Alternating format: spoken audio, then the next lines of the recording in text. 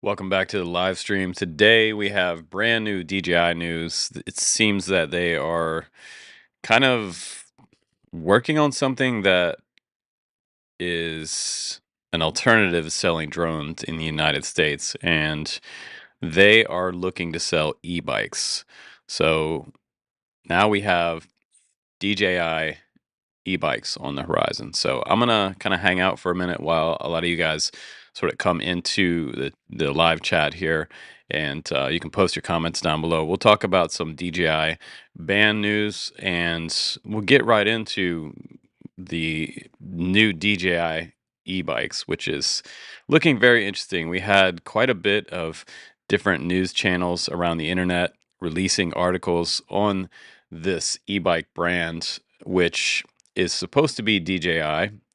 What's very interesting about it is the fact that we are told that it is a drive system. So first off, there is an what's called Avinox drive system, and I'll put that up on the screen here. It is through a website called Amflow for the e-bike brand. So this is DJI's Avinox mid-drive e-bike system. So that's pretty interesting. But what people might kind of have an issue with is the cost of how much these e-bikes cost. They are starting out at $7,500, and the carbon frame version costs $12,850 for a DJI carbon fiber e-mountain bike with dual suspension. It has around a 100-mile range on it, and it's supposed to charge quick charge in an hour and a half. So I think that's pretty good, but it looks like they have three models in this lineup. And the first model is that carbon fiber model that is 800 watt hour. It should get you close to, it says around 97 miles on a charge. The battery slides down inside the frame, which is kind of cool. And you have two sets of tire choices. You can get the standard 27. You can also get I believe it was 27, 20, 28. I have to look at that. They also have the Amflow PL Carbon Pro. Well, that's going to be the $12,000 one. This one will probably be the standard PL Carbon will probably be in the $10,000 range, and there will be a smaller version with the 600 watt hour. And I don't understand why. Okay, they've confused me on their website. So it says PL Carbon Pro 600 watt hour. Why would they make the Pro 600 watt hour? Because it's lighter? Maybe you can send it harder. Most pros want a lighter bike, not a heavier bike. But then again, most pros are not riding mountain bikes. But the PL Carbon 800 watt hour, if it's carbon and it's 800 watt hour, you're probably going to be looking at that $10,000 to $12,000 price. Put some comments in the chat down below and let me know what you guys think about a $12,000 e-bike. Now, it is cool because DJI has released this drive system, and it is a mid-drive system. So most of the more expensive e-bikes are mid-drive systems. Yeah, it is. Lunar Veil says pretty crazy. It is crazy. And with DJI's drone ban coming up, it seems that DJI wants another way to sell to you in a very expensive price point, though. They are interested in making big dollars with a lot of their sales. So it doesn't surprise me that they're coming in with another high end type of product. Um, but then again, like an average price for a mid drive bike like this, and I say mid drive, if you don't know what a mid drive is, it's the motor and the gear system, gearbox in the center where the crankshaft normally is on the bike. Now, cheaper e bikes have the rear motor configuration. So it's a brushless rear motor without the all the fancy gears and everything. Now, one thing that I saw about this Avinox drive unit, if you're a mountain biker and you're watching this video, you're going to kind of know what I'm talking about if you're interested in drivetrains. And if you know about drivetrains, most of them are made of solid metal. This one has a combination of metal and it has some polymer parts in it. So, some people are questioning the integrity of the polymer parts. Like, so right here is the drive system, and you can see there's quite a bit of metal in there, but right in the center, right here, and this is supposed to make it a lot quieter, so you can't even hear the gears. Normally, you have a little bit of noise from the gearbox, but if you are 20 miles back in the mountains on this bike and one of these gears strips, um, you're out of service on your bike. So you got to walk it out of the mountains.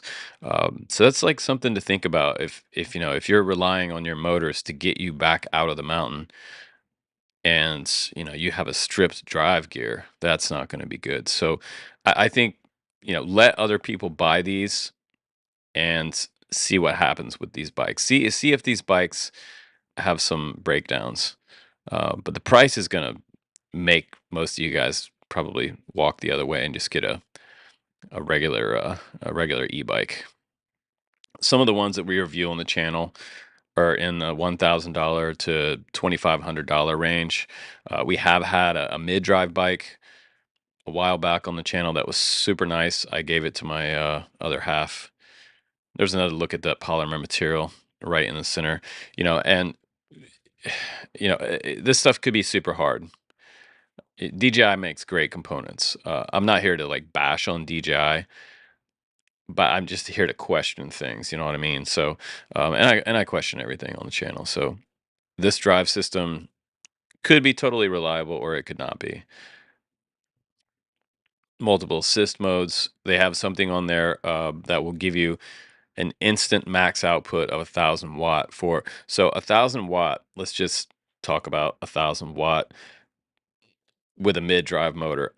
Most mid drive motors are on the average about 500 watt because you don't need 1,000 watt on a mid drive, because when you have a mid drive motor and a gear system in the center of the bike where the sprocket is, you have better efficiency than if it was on the back of the bike. So a lot of times these mid drive motors they're less powerful. You don't necessarily need 1,000 watt. Now, if you are biking somewhere like Washington or Oregon, or in the Swiss Alps or somewhere like that, and you have some extreme inclines to make it up, that motor is definitely going to give you that boost to get up, especially if you have like a 45% incline and you need that 1,000 watt boost. They're going to allow you to have a momentary boost. So that's cool that they're going to have that. Um, and the range, again, 100 kilometers, or estimated range 120 uh, for the different. See, we got the motor torque. So we have these different modes here. Auto.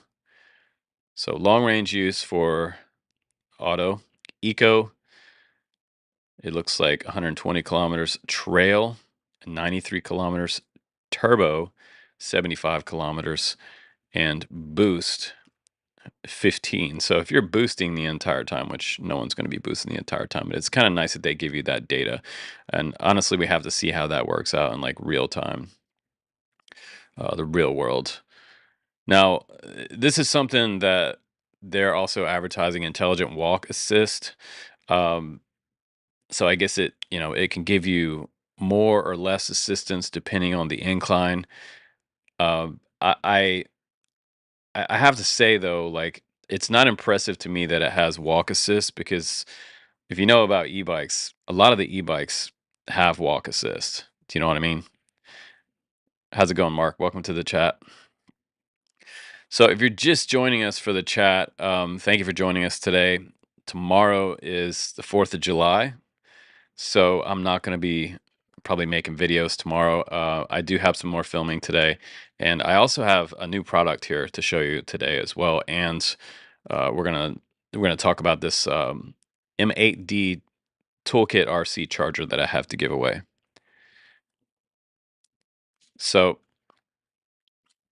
what do you guys think about the price point? Let's just scroll back through Thomas S. For a brand I've never heard of, 12K is a lot. Yeah. So, okay. Raise your hand in chat if you currently own or ride a mountain bike, whether it's an e-mountain bike or it's a standard mountain bike with no motors. Just type in what kind of mountain bike you own, and I don't care if it's like a Walmart bike or it's some bike shop bike that's maybe like a Trek or Specialized, or I have a really expensive mountain bike. It's a carbon frame. It's more than I need. I bought it in the early days of the pandemic to keep my sanity because I was going outside, kind of trying to get outdoors instead of staying in the house. But I bought a Pivot, a Pivot Cycles Mach 5. Those bikes are between $6,000 and $10,000. Mine has dual suspension. The Mach 5 comes in around 8 grand. $8,000. So mine has no motors. So that's what you can pay for a carbon frame with no motors. Now, what I do like about DJI's bike is that it does weigh around 40 pounds. Um, so that is pretty light in the realm of e-mountain bikes and standard mountain bikes. Like that is extremely light, 40 pounds. It's not as light as my Pivot Mach 5. Um, and I would I would honestly rather ride my Pivot without motors. Now, the placement of, since I'm a kind of a novice mountain biker, I ride a little bit. I'm not a pro by any means, but I'm not a fan of where they put the screen. Um, the screen on the bike is down on the main rail, just underneath the front fork, behind the handlebars. So if you're ever riding down a mountain and you're bombing down a mountain, you really don't have time to look down at the frame of your bike. If you do, you have a chance of going over the handlebars. Um, and having it right, I feel like it should be further up in your field of view. I think it's nice that it is a touch screen. You can see there's a power button right here, and it looks like there might be a little port right here for, say, like a USB-C for charging up your phone. If you have your phone up on your handlebars, like some people ride with their phone up there for Strava.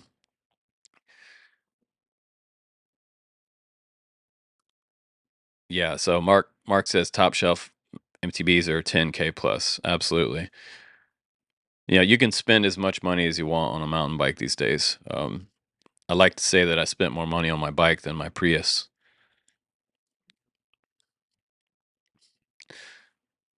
Gerard says he has a Carrero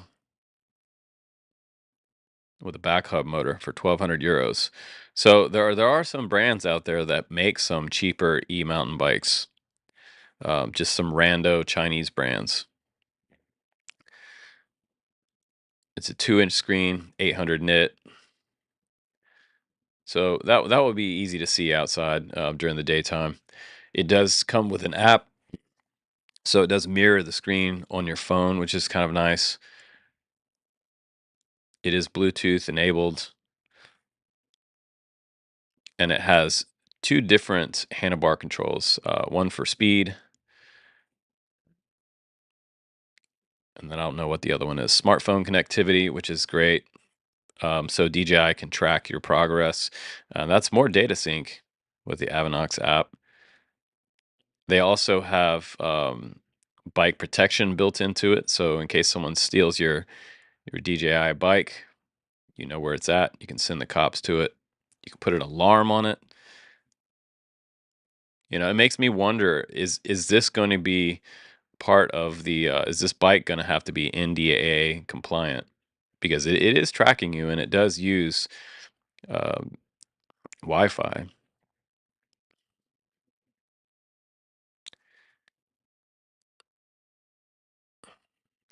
But it's not a bad looking bike. I think it's a pretty cool looking bike.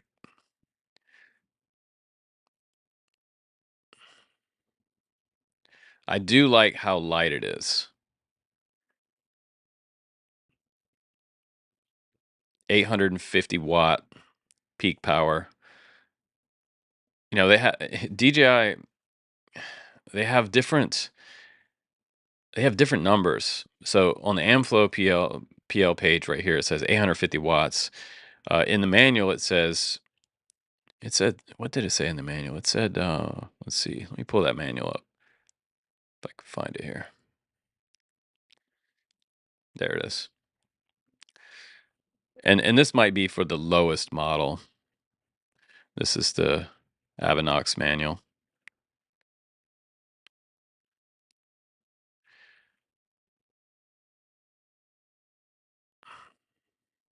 It's lithium ion battery.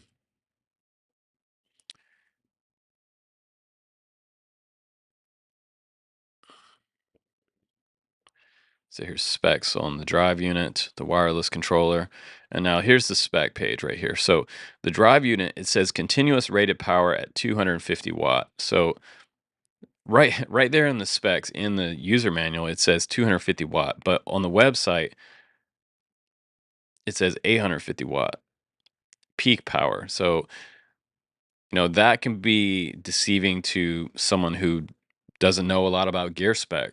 They're going to be thinking that um, they're at least getting close to that while they're riding it. So there's the bike. Stunningly lightweight.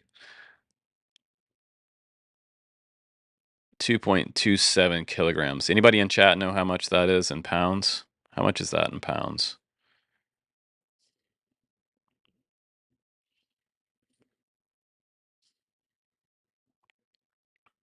But not a bad looking frame. It's very similar to a lot of other frames out there. I don't see any extreme geometry happening with the frame. It does have that rear adjustable shock, which is nice. Front shocks. Look at the Amflow logo on the side. And the frame, the back triangle of the bike looks very similar to my pivot. This back geometry right here. So it's not like very, very different from what I've seen. Mark Miranda says, I suspect that model uses a torque sensor for pedal assist power, so it varies a lot. Yeah, it does, Mark. It does use pedal assist. And that pedal assist is adjustable as well. You can adjust in the app, you can adjust the sensitivity of it for more or less, which is kind of cool. But again, like that's not like something that I don't have on my other e-bikes. So there's some technology in here that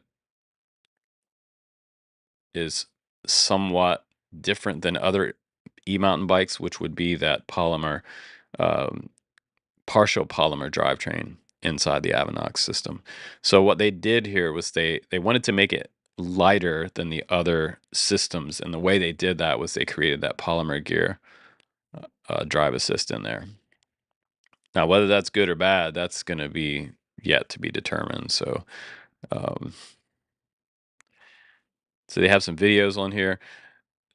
And if you try to purchase one right now, it says order. It just takes you to an email list to let you know when sales start. And they were supposed to have a live stream today, I believe at 9 o'clock East Coast time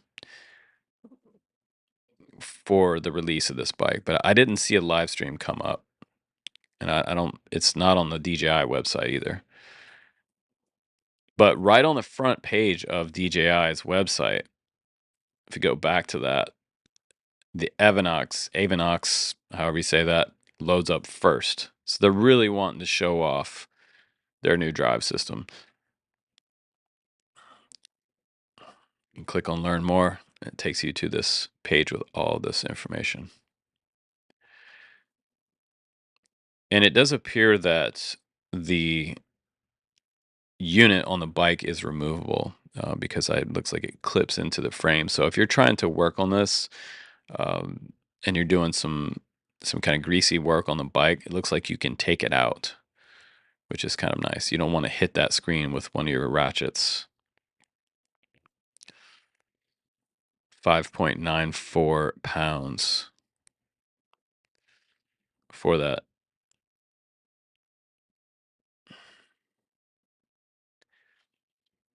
So let's talk about, so that's what's going on with DJI. It looks like DJI wants to bring more products to the US market that are not specifically drones. I mean, they already do cameras. Now they're going to be doing e-bikes, but I think they honestly they need an e-bike that would be affordable for everybody. It's kind of like Tesla, for example. They make super high-end uh, electric cars, but they don't make like an everyday guy car because they want to kind of keep it exclusive, and that tends to be how DJI was for a long time. But they changed their tune for affordability when they released the mini series, so everybody could get a mini. It was affordable. Now you can get one for a couple $100 on Craigslist. $300 brand new on Amazon for like the was it the Air 2? I think they're around $300 now, new. So that's what's going on with DJI amidst all this ban talk, Skydio lobbying. I almost could go back and do a news item on just what's happening with the backlash on Skydio. Adam Bry's testimony at the CCP hearing. I mentioned when I did that video that it, it seemed that they were kind of finishing each other's sentences. It was very strange, but seemed to be very obvious that everybody seemed to be working together and not so much in our favor. And someone made a comment like last week when some of those news videos came out that I was a DJI hater. No, I'm not a DJI hater. I'm wearing the t-shirt. And in my opinion, you know, who got the consumer drone industry rolling? Name a company in the chat that you think got the consumer drone industry rolling. And I'm not talking like FPV specifically. You could name an FPV company, but it's very likely that an FPV company didn't get the consumer drone trend rolling.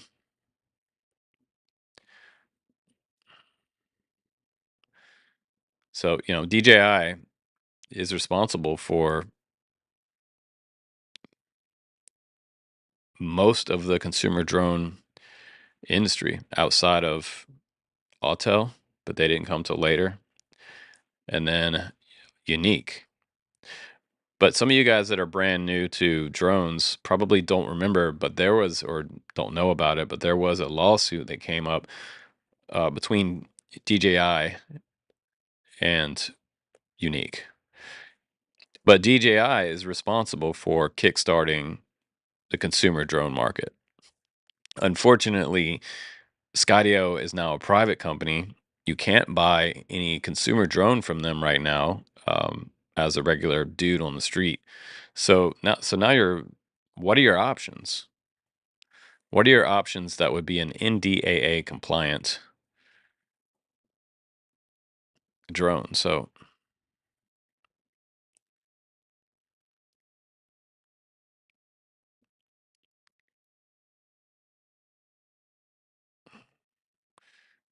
yeah, Mark, I believe that DJI was working on this about a year ago. They've been kind of working on this e-bike thing, but I think they're a little bit late to the game for e-bikes. But with their kind of clout, I feel like they could probably rise quickly in the ranks. However, you do have other companies out there making super sick e-bikes. So if I was going to spend $12,000 for an e-mountain bike, I would not buy an Amflow. I'm sorry.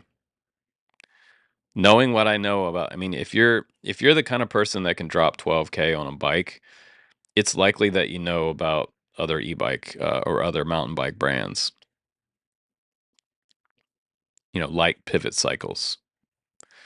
Um, Tried and tested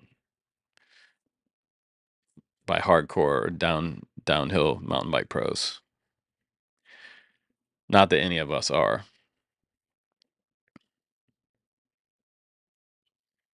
Emac 1 says, I ride BMX. E-bikes aren't for me. Yeah, James Barrica says, my options now is taking up knitting.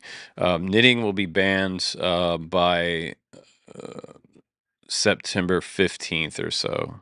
So, you're going to have to, all of the yarn that you want to buy, you can only buy so many meters before you have to have a license for that, James.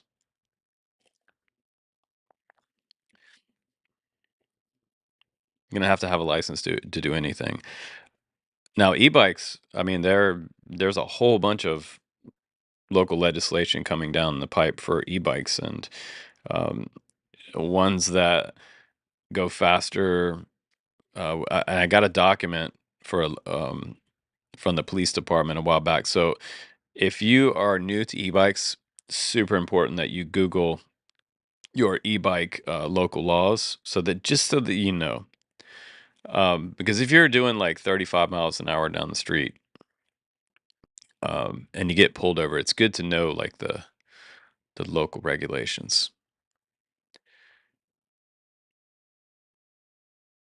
And I'm not a fan of going super fast on the e-bikes. I honestly think that if you ride a little bit slower, people will see you easier. If you're hauling ass on a bike, people don't see you and they make a turn in front of you. Like a lot of the guys that get hit by cars are guys that, even on like non e-bikes, the guys that are really hustling down the street, they expect in their mind that, this old lady making a right turn or a left turn in front of you sees you coming, but they don't see you. They might see a green light, or they see the stop sign, but they don't see that bike coming. So it's, as a bike rider, it's kind of our responsibility to kind of like see the cars and see that someone's not stopping, and react to that. You gotta CYA, you gotta watch your ass when you're riding bikes and motorcycles. Look, be a defensive rider. Watch out for other people, because other people are stupid. We know that.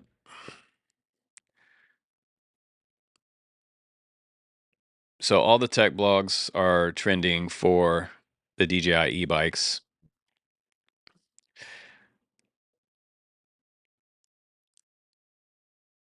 They are definitely moving on to a trend that is extremely popular, and that they feel. I mean, I feel like e-bikes are a bigger market. They're a much bigger market than drones. So I think DJI is smart to get into e-bikes, um, monetarily. Now it looks like our guy Igor Bogdanov over on X has dropped on July 1st a post about the DJI e-bike, and he seems to be the guy that drops all the leaks.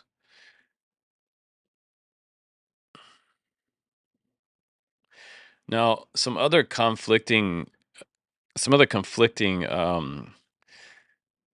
tech spec is that, I noticed that on the website it said that this battery would charge in an hour and a half, right? Now, let's take a look at the manual. Right here, the 800 watt hour Lion pack. It's 39 or 35.9 volt. It says it's a 168 watt charger. Approximate charge time is 5 hours and 50 minutes from 0 to 100. Okay. Approximate charge time 4 hours for 28-minute charge from 0 to 75%. Now you can buy the 508-watt charger. So that looks like that might be a separate, there's two separate chargers. So which one comes with your bike? Do you have to buy the charger outside the bike? That 508-watt charger can quick charge in an hour and 30 minutes from 0 to 75%. That's really good. And it's the same for, what's interesting is it's 800 watt hour battery, and then the 600 watt hour battery, it says the same time from 0 to 75 in 1 hour and 30. Wouldn't the 600 watt hour one charge quicker?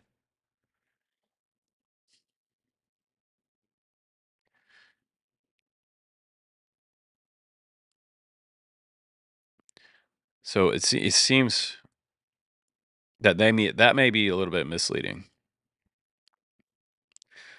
So I mean, as usual, DJI is kind of promoting the highest end of their specs on the website. Um,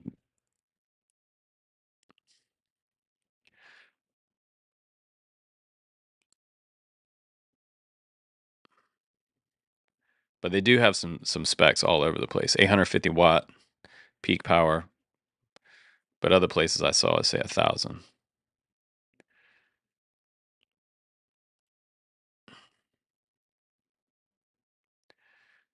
Amacat says, yeah, the weight is the issue. All these years ran titanium. My bike is around 21 pounds. Wow, that's amazing. Super lightweight.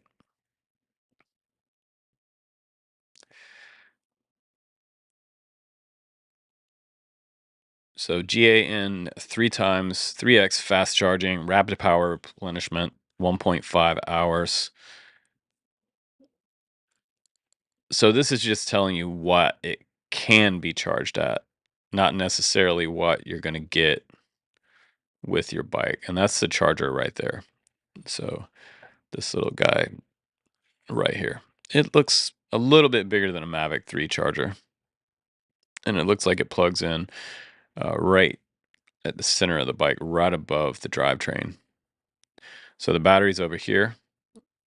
And someone on some of the forums said something about how the battery was on the bottom of the frame. That would be a terrible place to load a battery, because mountain biking, you're going to crash, you're going to hit rocks. This section of my carbon frame takes the most hits right here. There's a ton of scratches and dents and dings right here. So DJI did not do a bottom load. They actually it loads through the top of the tube. It goes inside the frame.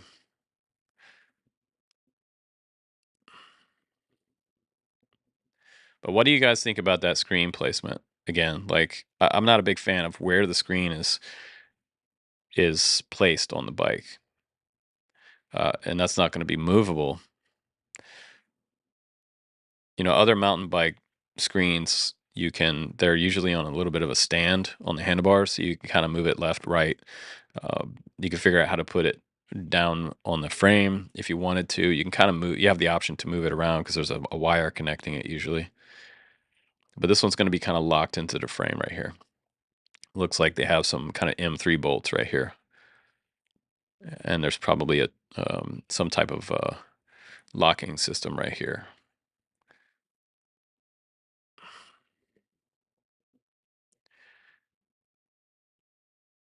So if you want a DJI bike, it's going to cost you at a minimum $7,500 US and 12,800 for the full max version, the pro version with the 800 watt hour battery and the carbon frame.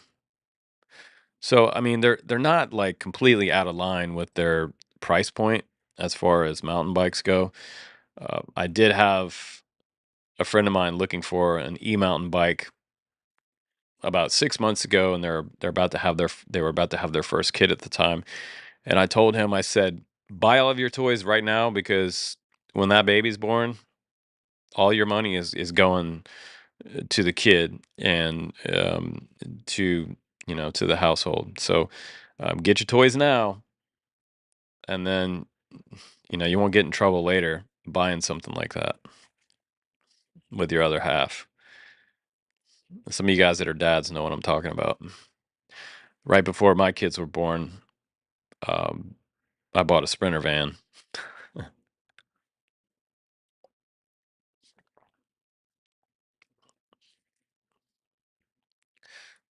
My idea was that I wanted the kids to have some memories, some travel and some camping memories. Now, so that's what DJI is doing.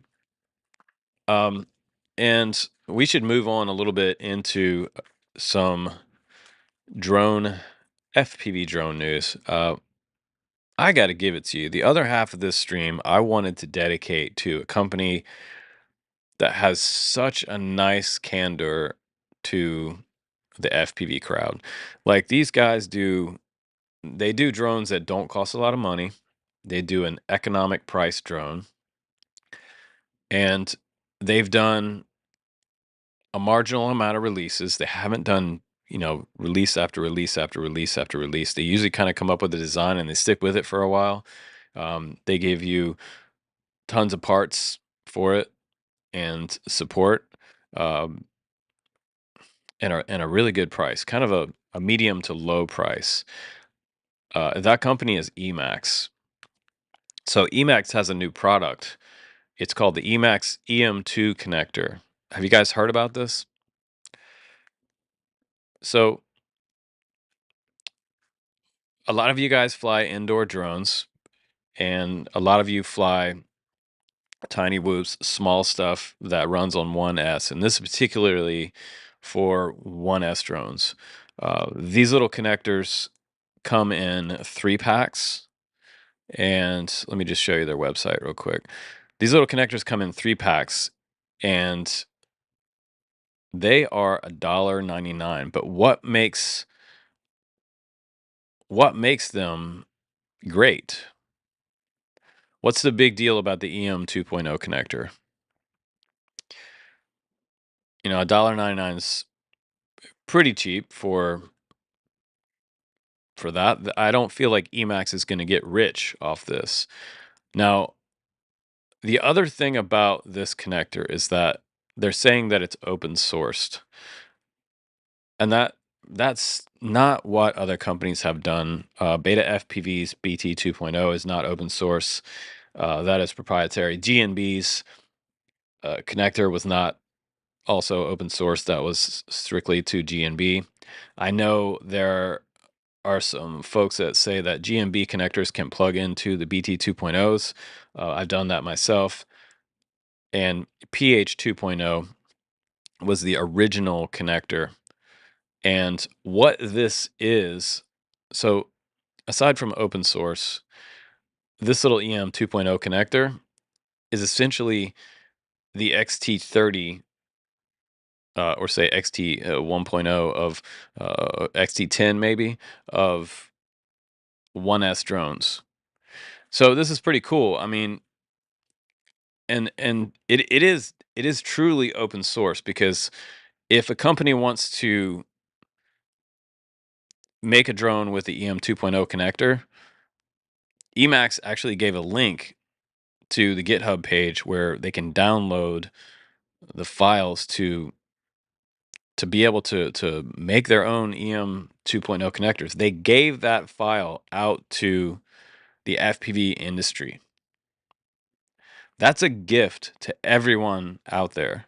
They've created, I would call it the XT10, or the XT 1.0. That's pretty cool. That's pretty cool that Emacs did that. They are pretty lightweight, but what's neat about it is that I've seen other 1S batteries with an XT30 on them, straight from manufacturers. I want to say that GMB makes some with the XT30 on there, and I jokingly said in a post when they were talking about it originally, like, oh, why don't you just put an XT30 connector on there? But this is the reason why, is because the weight is way less, 0.4 grams, 0.3 grams, in comparison with 1.7 grams, 59% reduction in weight for the EM 2.0. Low resistance. I mean, and remember I said XT10. So yeah, and the XT30 is rated at 30 amp, and the XT60 is rated at 60 amp. And so this EM 2.0 would be rated at 10 amp with no, up to 20 amp, it says. So that's pretty cool. And BT 2.0 from Beta FPV handles 9 amp continuous and 15 amp burst before you melt it. And XT30 honestly is too big for 1S. You're kind of at that point. You're opening the bottleneck opens so wide that you're kind of you're almost wasting energy. So what they looked to do here was create something that would be very energy efficient. And here it is right here on their main product page. This is the file for data testing. They have an exploded view for the STP.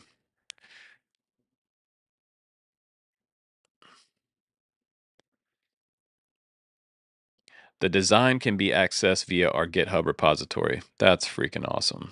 Is that cool? I mean, it took them a year. They said that it took them a year of testing and research and R&D on this EM 2.0 connector. If they spent a year of time working on this tiny little connector for such a small niche of the overall hobby, like that's really nice of Emacs to do that. Emacs is also the ones that pay for my medical bills when I chopped the end of my finger off with one of their drones that I was reviewing. I didn't have health insurance at the time and had lapsed, and my finger was so macerated on the end, was missing the end of the finger on a 3.5-inch drone. It was what I think it was a Cinehawk. The Cinehawk chopped me and bit me a new one. So um, they paid for those medical bills, and that says a lot about that company. So for them to do that, I'm not sure another company would have kind of ponied up and done that for me. That was really nice. So they are doing some really nice things for the community. I think that's awesome. Now, I'm going to test some of these and see how they work out.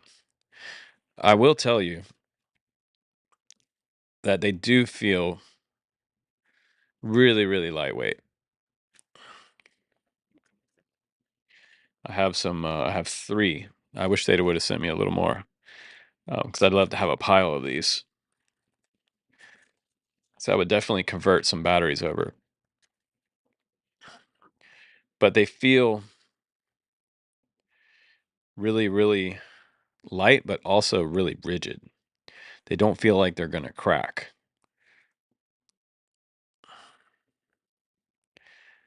And it would only take a split second to be able to solder up a wire to that. I don't know if I can get this. Let's see how good this Insta360 camera is. It's not going to focus on that. But they are really lightweight feeling, and they are really rigid. There is quite a bit of plastic toward the downward side of it to where the posts are. And then it feels much thinner up front. There's a little bit of flex on the very bottom of it.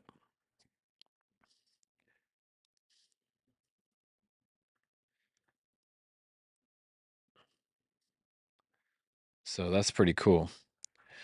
Emacs, very nice move by Emacs.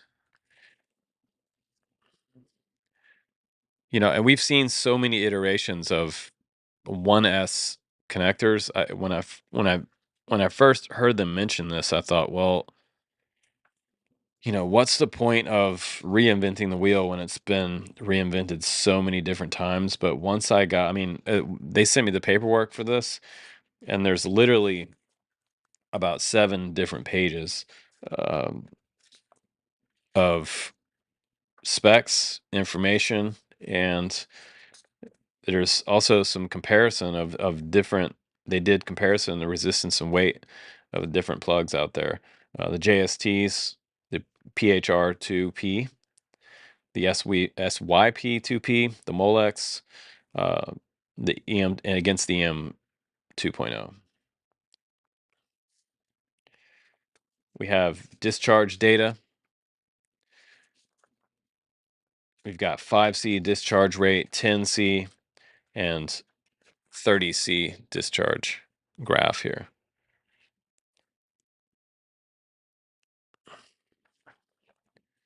So they tested it on all the different discharge rates here.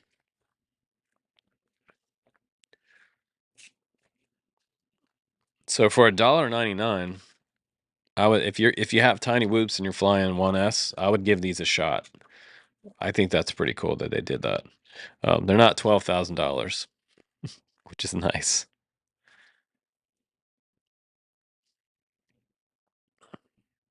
So are you guys ready for the 4th? Are you guys gearing up for the 4th? Do you have some parties going? Are you going to go out on the boat? What are you guys going to do for the 4th? You going to fly your drones? You going to spy on the neighbors? I had a drone fly over my house the other day,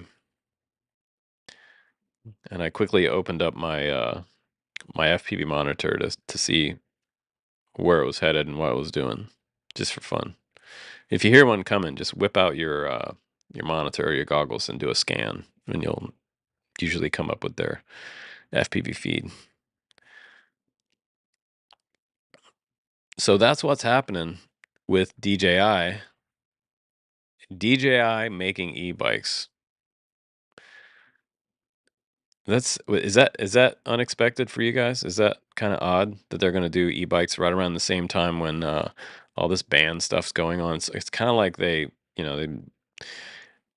probably started doing that after the federal ban. Once they got banned on the federal level, top level guys at DJI probably said, "Okay, we need to figure out another way we can make some money in the United States market. What are we going to do? What's the most popular electronic?"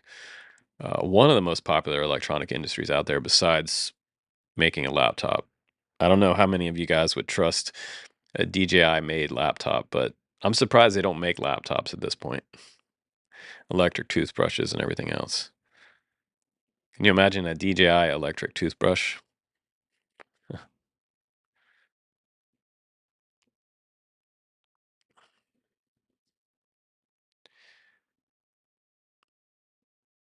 So I appreciate you guys for checking in with us today and checking out the new e-bikes and the EM 2.0 connectors from Emacs. I think they're pretty awesome. Help Emacs out and support them in that project by going over to their website, Emacs USA, and order some of those EM 2.0s. Test them out for $1.99. Can't hurt. And maybe you'll be surprised. They're light and they work great. And I think that's really sweet of them to do that and release that to the industry and the FPV community. But like I always on the channel, like I always say, if you guys like freedom, truth, and the right to fly your drone, please do subscribe, click like on this video because it's likely that this video is being suppressed in the YouTube algorithm because we just don't get the views that we used to, partially because drone videos and firearm videos are now kind of almost like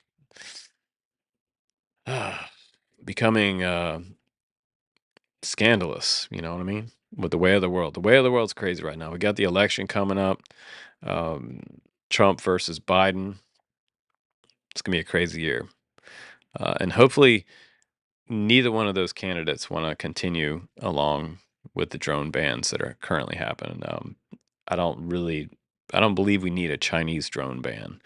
I'm not a huge supporter of that, and it's especially not something that's going to happen right away, 'cause that would be pretty catastrophic for um, yeah, for the entire industry, not just the hobby industry, but the industrial sector as well. First responders, firefighters, police, EMS, like everybody. And specifically agriculture. You guys that are farmers out there.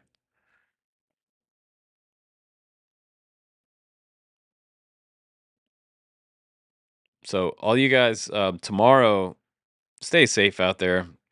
Try not to drive too much, um, and definitely don't drink and drive because our guys are looking for you out there on the streets to do that. Don't do it. Hang out with the fam. Be careful with your fireworks. I know some of you guys will probably put fireworks on your drones. I think there's a couple drone fireworks shows now that are incorporating fireworks with drones. I'm sure the FAA approves of that. Just kidding. But I will see you guys on the next one, and have a great 4th of July. This quick cast podcast has been all about DJI bikes, and the more information I find out about that, I'll let you know. But not a lot. I'm not going to bombard you about DJI bikes because they're definitely not sending us one because we don't have 10 million subscribers. They're looking to make big money. But happy 4th, everybody, and I will see you